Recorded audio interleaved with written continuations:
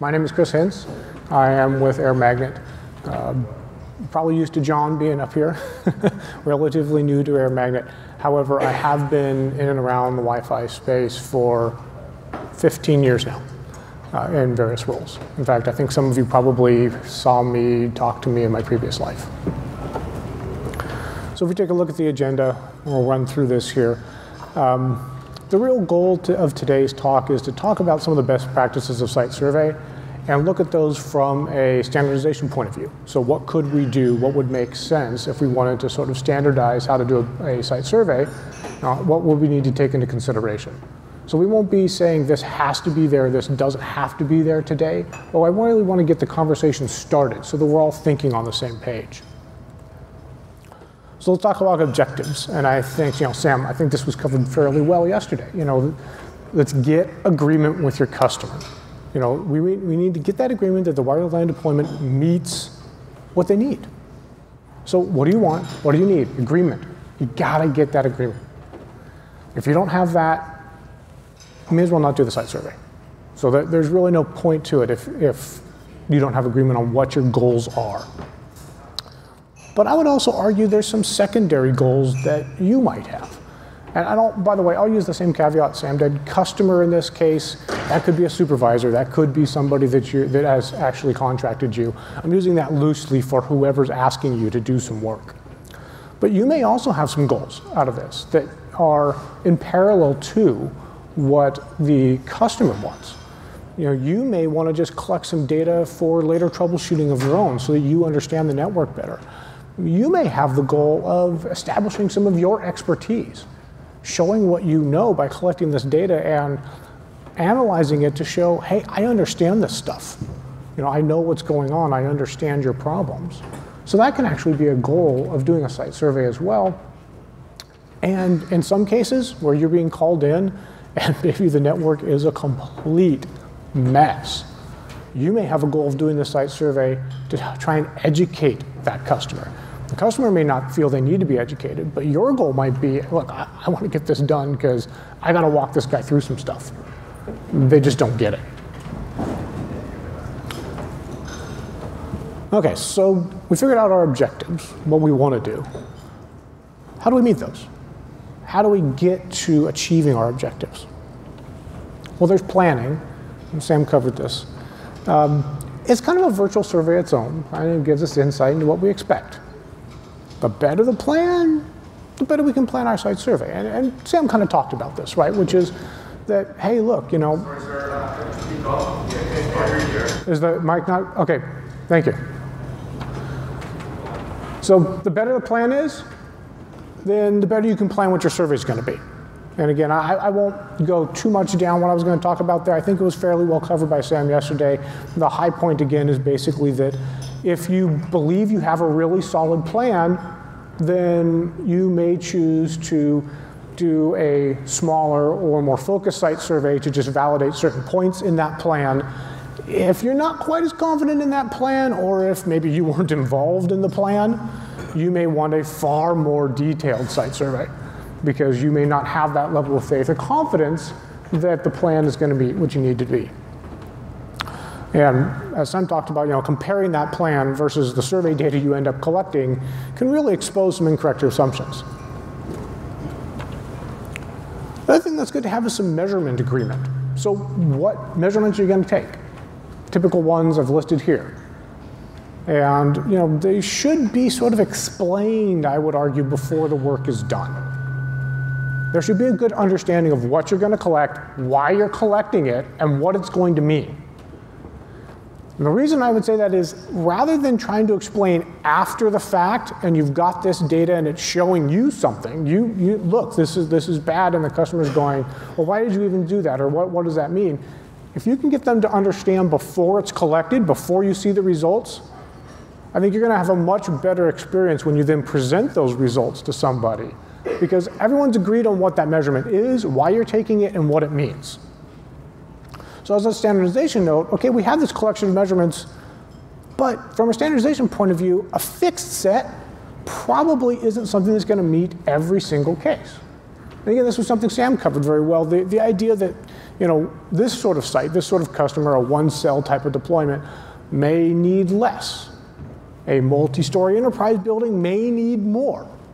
So when we look for standardization, we should be careful about being overly prescriptive here, because one size is not necessarily going to meet all, but we should recognize the different measurements that are available and have some rules of thumb about when they make sense and when they don't. So measurement reality, signal strength is not king. It's very easy, I think the phrase was used yesterday, very easy to paint a map green and say, hey look, everything's green, so everything's great. I measured a bunch of signal values, we're off and running. But that doesn't mean everything. There's also SNR, throughput, you know, what PHY rates you're seeing. These are other things that need to be looked at and you need to evaluate. There was a good talk by Chuck about capacity and how you design for capacity yesterday. You know, that's a key place where throughput can come into play. There's also interference, and I would argue that's sort of an often forgotten measurement. You know, you can deploy as much as you want. Devin told us yesterday, 2.4 is dead, fine, it's dead, but we also admit that there's a lot of customers still trying to use it, or sadly maybe have to use it because they have clients and they refuse to give them up. The one I've seen a lot is scales. Old scales that were made like freaking 20 years ago, I don't know, and the dang things can only do WEP, and they're only on 2.4. Okay, so you got to do it, but what's your interference? If you don't know what the interference is, if you're not surveying for interference, you may be missing a complete picture of why the network won't perform the way you expect it to. So this is another one that I think often gets overlooked that really needs to be mapped along with everything else, so that you can really see, as you're looking at a site survey, as you're looking at a heat map, where are the interference sources, where are they having the most impact, so you can design around them as best as possible. Talked a little bit about client density. Again, this was talked about yesterday by Chuck. If client density is a key portion of the deployment, and this is going to be application by application, you know, there's not every site fits this. But if this is a key metric for your customer, you really should be looking at collecting throughput data. And throughput data is going to tell you a lot more about what sort of capacity that network might be able to handle than just signal strength. So look at utilizing the right measurement for what you're trying to validate. If you're mismatching or only collecting one piece of data, you got a problem. There's some additional factors, and these are just discussion points. I think these are things that we would need to talk about and think about further. Security. Is there anything to security? Well, you know, you could say, well, there's something to walking the edges of a building, knowing how much you're bleeding over. Is that all? Are there other things that we might want to look at? I think it's a topic that has been underexplored. Locationing, this has been a hot topic that's not truly a hot topic for a long time now. Everyone's talked about locationing, it gets deployed somewhat, and then it kind of filters back away. But it's still out there. And a question of, well, geez, how does locationing play into our site surveys? Do we want to do anything special? Should we do anything special? What would be our recommendations? I think that's another topic that would be good to delve into. So those are topics that are out there that we should think about and sort of analyze how they play into this. All right, so now we know what we need. So what do we do? What are our techniques that allow us to collect what we need? I think this should be the obvious one, motherhood and apple pie, but when I talk to our support group, they say they're amazed how often they get a call and the guy walked the site and he says, there's nothing. I don't see any heat map at all. There's no color. What happened? Okay, can you tell me what the scale is? Yeah, and they rack it off and it's like, 1 inch equals a mile. So yeah, the color's there. It's just that big all along the path. So it's basically invisible. Getting the site calibrated right is a must. Do it first, get in the habit of it. If you can automate calibration, that's great, but just make sure that your site is calibrated. Try and get the most accurate site measurement you can. I understand a lot of times your customer is going to say, yeah, I have no idea. I don't know, I don't have a plan for the building. I have no idea what the size of my room is. Or they're going to make a best guess. They'll look around the ballroom and go, I think the room's about 10 by 10. And you're going, that's not a 10 by 10 room. So do your best. Try and calibrate to as large of a dimension as you possibly can that you can measure. It tends to even out the inaccuracies, but if you're forced to, go measure something yourself. Do you want to throw the talk box? I see a hand at the back. So I was just going to say this game is automatically available in CAD drawings, right? So that would be probably the preferred method, right? I'm sorry. Scale is automatically available in CAD drawings. If scale is automatically available, that's great. And if you trust in that scale and it looks to be right, phenomenal. It's really just a question of making sure the site is calibrated. It is surprising how often that is not done. So make sure you do it. Don't get confused. Make sure that your scale is something you trust and believe in. Survey types. You got active, you got passive, throughput, spectrum surveys. Each has its place. And for when we look at standardization, again, this is something I think we have to evaluate. With a variety of surveys, we need agreement on when and why to apply them. I agree with Sam. This isn't the sort of thing where you would do every single one, every single time, regardless of the customer, regardless of the site. That doesn't make sense. So if we're going to build a standardization, we should have some rules of thumb, some thought process into why we do a particular survey and when. And that's something that we need to drill down to if we want an accurate standardization process. If we want some best practices, we need rules around this. And we need understanding of when and why to do them. I've talked about some of my recommendations.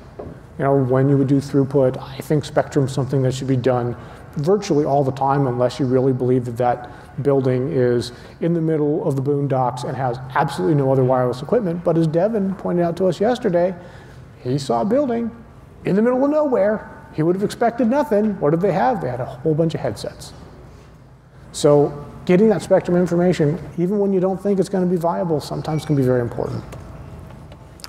Survey path, this gets talked about a lot. I know everybody has their rules of thumb. This is another thing that, in my opinion, should get written down. Path choice can have a large impact. And I think everyone would agree, we've all seen somebody go out to a site, come back, show you just the heat map, and everything looks awesome. You go, oh, great, okay. And then you start digging a little bit more, and they walked a nonsensical path, and they set the propagation way out, and so everything looks great. So there's some do's and don'ts about path choice. You really want to walk the site, not the cells. So what do I mean by that? Well, you know where the APs are. Presumably you have a clue maybe where the APs are going to be placed, but that's not what you want to walk. You want to walk the site. You want to understand the site, where you want coverage. The site is what's important, not the AP locations. If you're walking to the cells, then I would argue you're doing it wrong. You want to walk to what the network's going to be. You want to walk to the site. You want to walk to the application. You want to walk to the customer's use. So I have some generic best practices that you see here on the right-hand side. I'm not going to read them all off to you. You guys can read the slide as well as I can read it to you. But these are the sorts of things that I think would need to be codified into a best practice. And this is a place I think we could get very prescriptive. I think this is something that is very valuable to be very clear so that you don't get that guy that just kind of walks a few things, clicks very haphazardly, sits and says, hey, look, it's all green. Everything's good. Adapter choice. This is one that I don't think it's talked about as much. It's been hinted at by a couple things I heard yesterday. But you really should be choosing your adapter carefully. Make sure you know what your adapter is.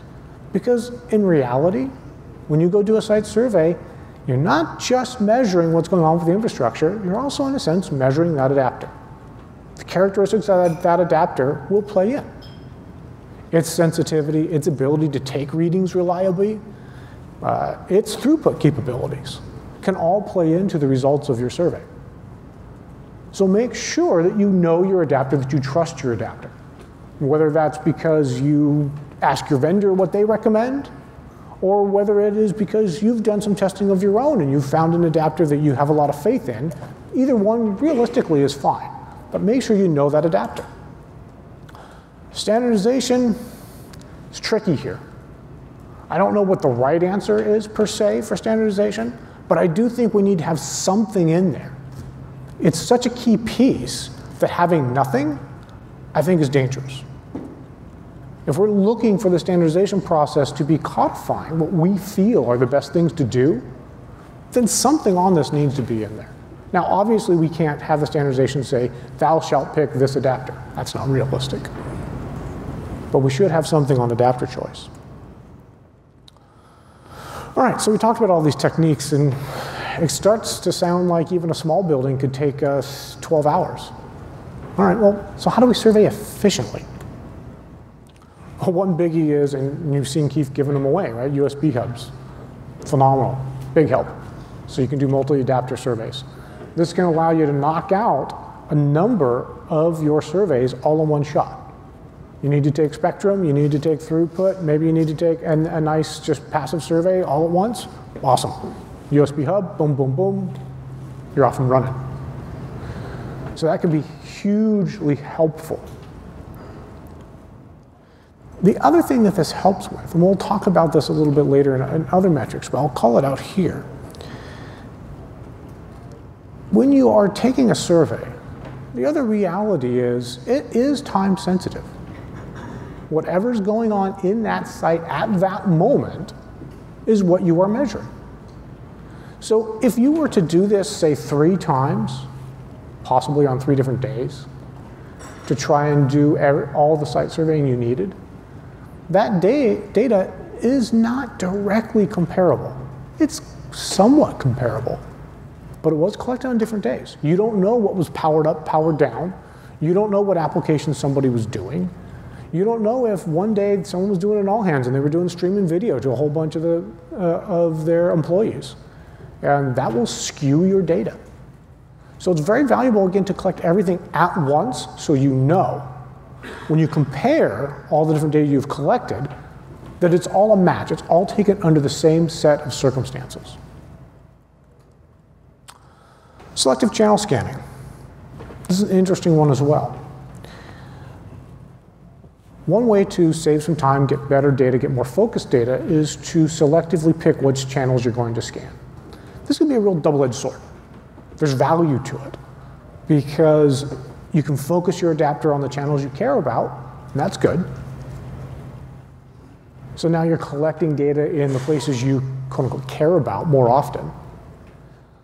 But the downside is you can lose information on non-scan channels that might be valuable. Something that you would have seen or would have liked to have known about that you missed.